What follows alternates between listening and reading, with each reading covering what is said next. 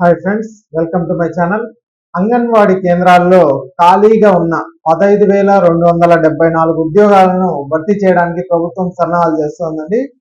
త్వరలోనే నోటిఫికేషన్ విడుదల చేసి ఖాళీలను భర్తీ చేయాలనేసి అనుకుంటున్నారు ప్రభుత్వం.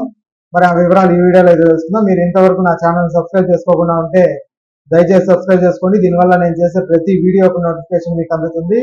లైక్ చేయండి, షేర్ చేయండి. మీరు ఇచ్చే ఒక్క లైక్, మీరు చేసే సబ్స్క్రిప్షన్ మాకు ఎంతో ఎంకరేజింగ్ గా ఉంటుంది. వీడియోని ఎక్కడ స్కిప్ చేయకుండా చివరికి చూడండి. ఆలస్యం చేయకుండా వీడియోలోకి వెళ్దాం. తెలంగాణలోని అంగన్వాడీ కేంద్రాల్లో పెద్ద ఎత్తున ఖాళీగా ఉన్న ఉద్యోగాలను భర్తీ చేసేందుకు ప్రభుత్వం చర్యలు చేపడుతోంది.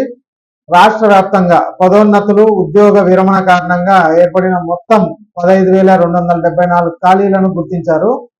అంగన్వాడీ సిబ్బంది నియామకానికి సంబంధించి ఇతర దక్షిణాది రాష్ట్రాలు అనుసరిస్తున్న విధానాలను అధ్యయనం చేయడానికి శిశు సంక్షేమ శాఖ ఒక కమిటీని అయితే ఏర్పాటు చేసిందండి.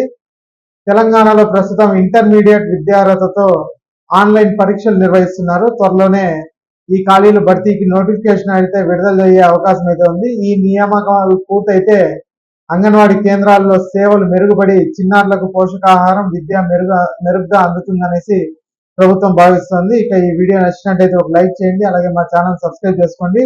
Thanks for watching.